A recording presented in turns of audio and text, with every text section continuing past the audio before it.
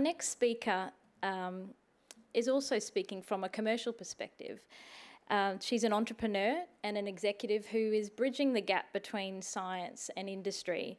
She's the founder of an ag tech company called The Yield and co-founder of the Food Agility Consortium. Please make welcome Ros Harvey.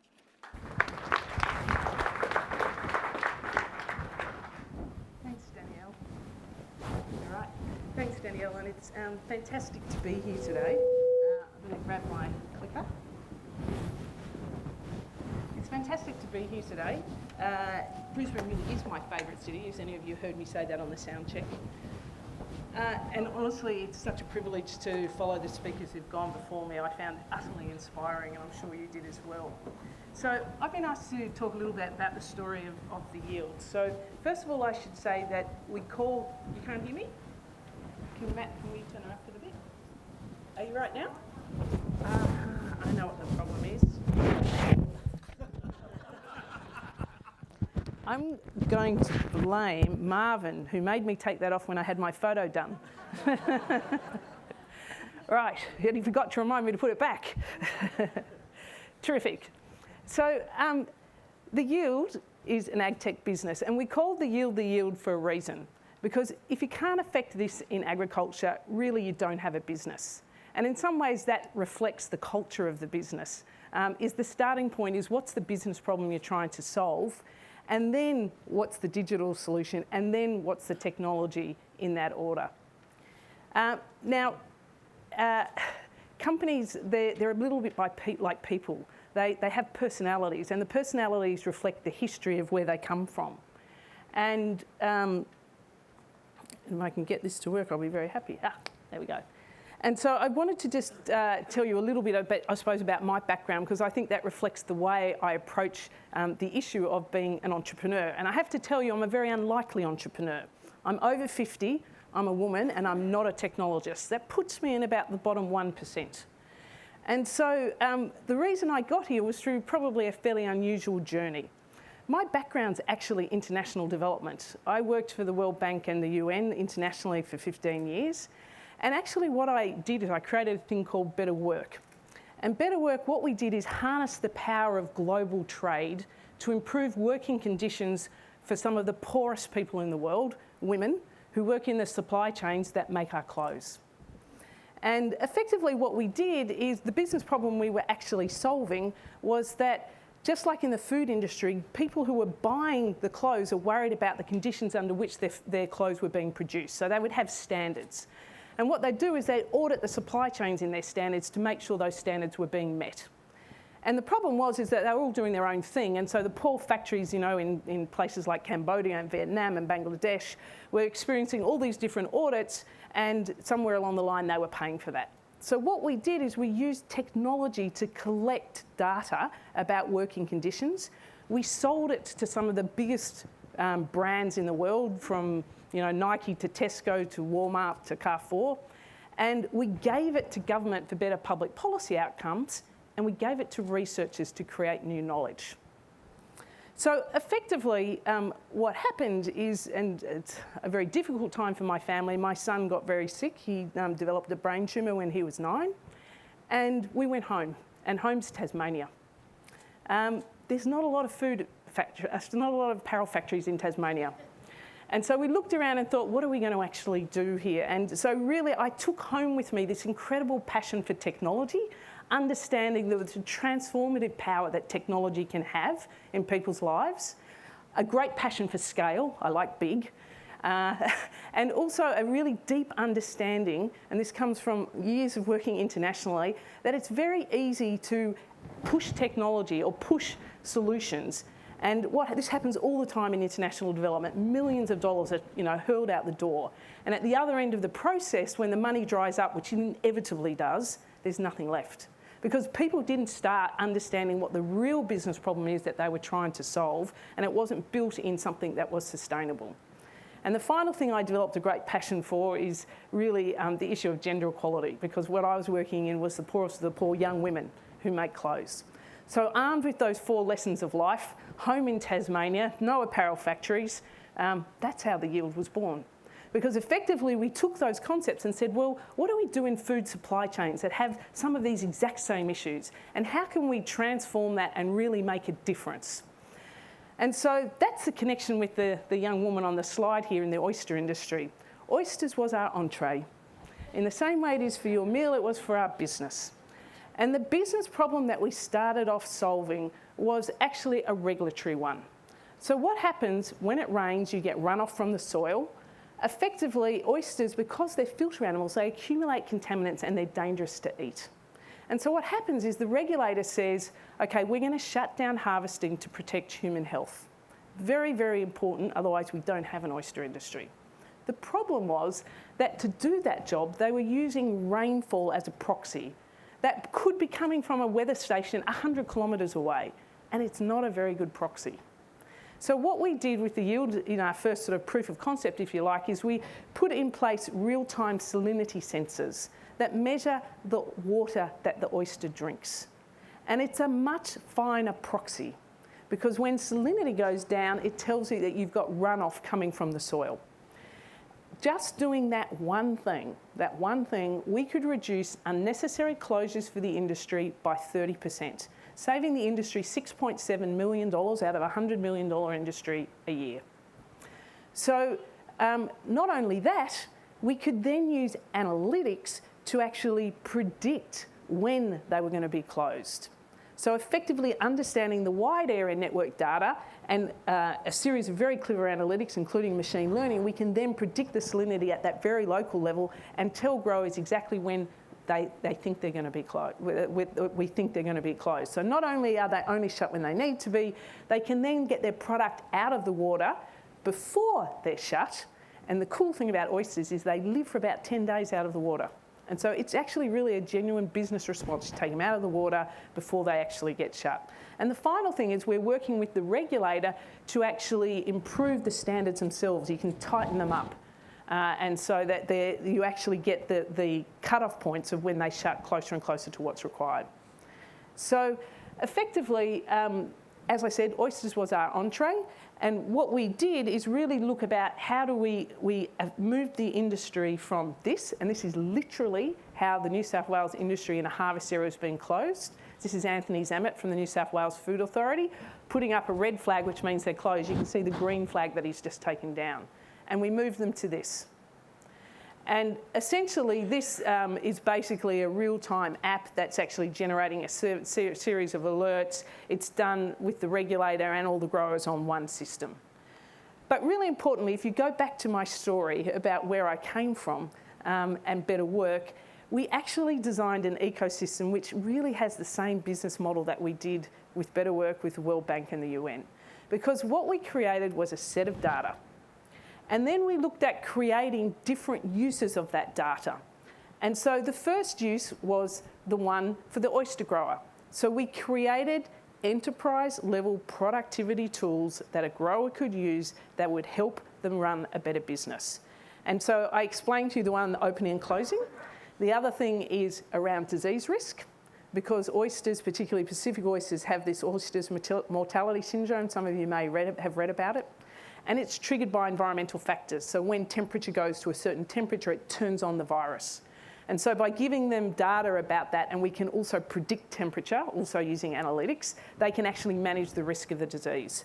They also can do things like labour scheduling. We can predict hyper-localised depth of water, and because you've got to get a crew out in the water, that's actually really important. We can also connect it to salinity and temperature data, which is used for food safety provenance tracking, because every time they harvest, they have to attach that data to their consignment note, so that if there's a problem, they can track back the risks. And then finally, what's really interesting is some of the growers we are working with are actually using that data to think about how do we educate customers about our product? Because essentially what we do is we create what's called a local tidal signature in every harvest area, which then has a local salinity signature. And each one of these is very, very specific to an area. And you can use that to educate consumers about the taste of an oyster, because oysters taste really different. It's a bit like wine, and you have terroir in wine. Well, you have oyster salinity signatures that help you understand the different taste of different oysters, which then helps you differentiate. we're working with another set of growers who effectively have a cooperative, and because they know who's open and closed across the supply chain and they know when they're going to be open and closed, they can actually sell directly to the restaurants together with their salinity information, and they get a better farm gate return. They go from $6.50 a dozen to about $8.50, $9.50 a dozen doing that. So all these different value out of that data. But then we've also created all that value for the government, because effectively now they can do their job quicker and cheaper and more easily and more effectively. And really importantly, we're also partners of the CRCP, which is a cooperative research centre, and that then we give the data to researchers who are creating new disease models, and then we take those data and those models and put them into a decision support system to help the grower, and we're rapidly creating impact from research.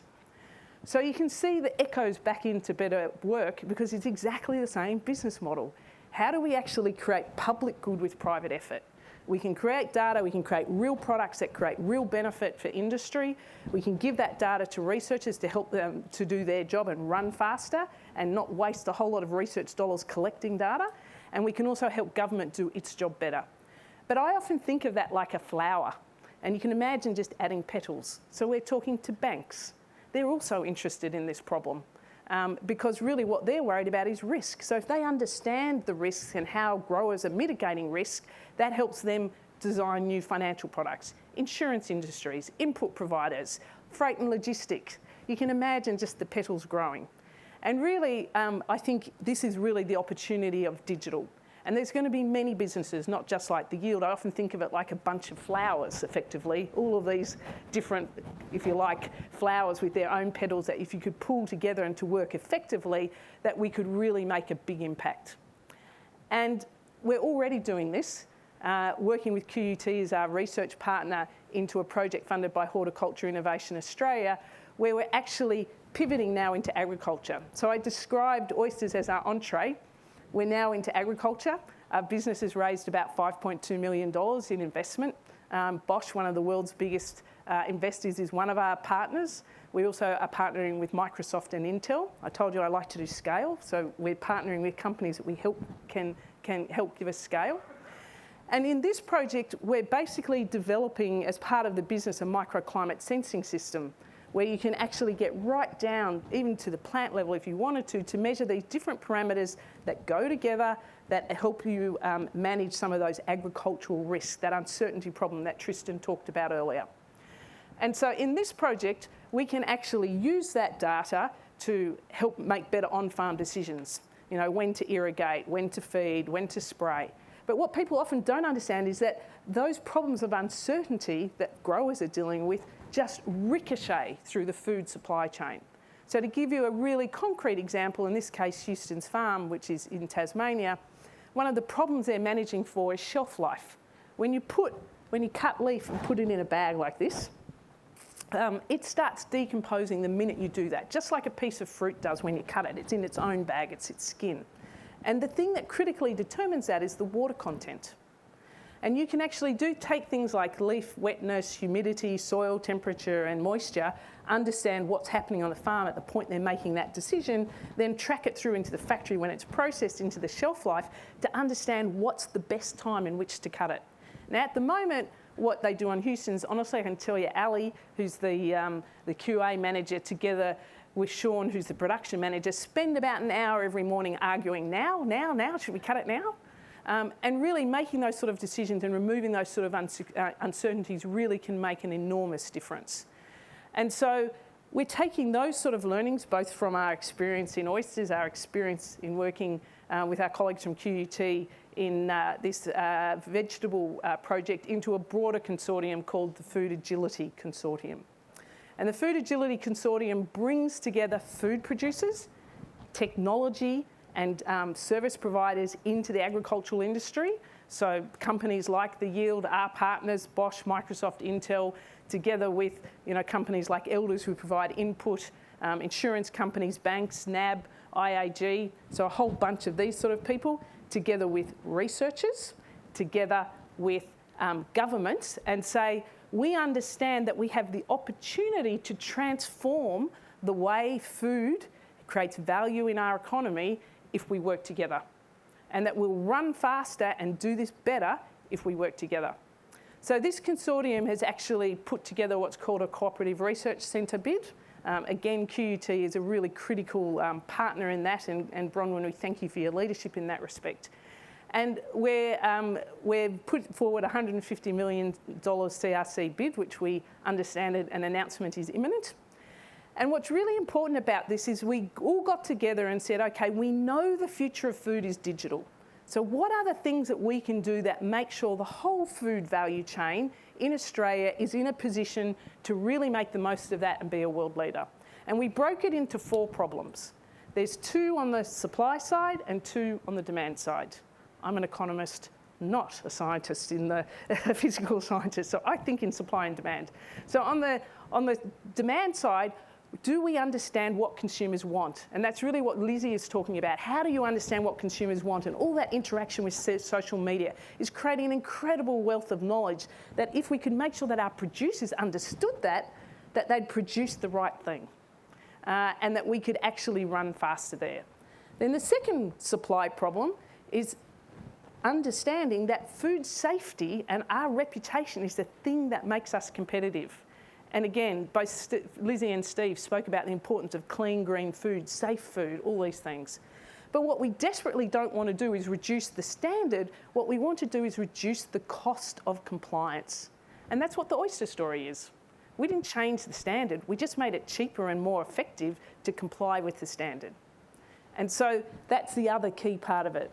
Even if you get those things right, so you understand what consumers want, you've got great standards that you're leveraging, then how do we make sure that we bring forward the supply from basically the people, the farms and the businesses and the food processors who have to create it? And so on the supply side, there's 2 things we're looking at. One is how do we make sure people have access to finance, to invest, to actually bring it on, whether it be red kiwis or new mung beans or chickpeas.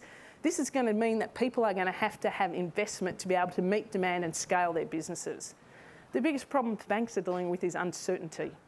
And so if we can use this same digital technology to actually help get an understanding of risk, of how people are dealing with risk, then banks are saying we are more capable to bring forward finance because we've got a better handle on that problem. That's why NAB is a partner in this consortium. And then finally, even if we get that right, we've got investment coming in, and we've already seen this happening, whether it's external investment or Indigenous capital, we're going to have to scale knowledge. Because the biggest constraint we actually have is as farm size grows, how do you grow the knowledge of the people who are producing it? And at the moment, there's enormous complexity if you grow things. And I know Lisa is here from rugby, and I've met with her recently, and the complexity of your business is just astounding. So many decisions that you're actually balancing and managing. And how do you scale the knowledge of the people who do that? We're away from the day where one farmer knew their property and they knew everything and had this innate knowledge. And so we can use digital technology, just like we're doing in oysters, where we bring information together and knowledge, and we give growers the power to improve their yields. And we give them the insight from digital technology to help them scale themselves and run faster. So that's the kind of thinking behind the Food Agility Consortium. And I really just wanted to share with you the journey, I suppose, that we've gone through in bringing this together. I'm immensely proud to be associated with QUT, to be an adjunct professor here, and I really look forward to working together, and I'm really much hoping that we can drive what we've been doing together into a successful Food Agility Consortium and really make sure that Australia can be a leader and take the most of creating value for our community through food.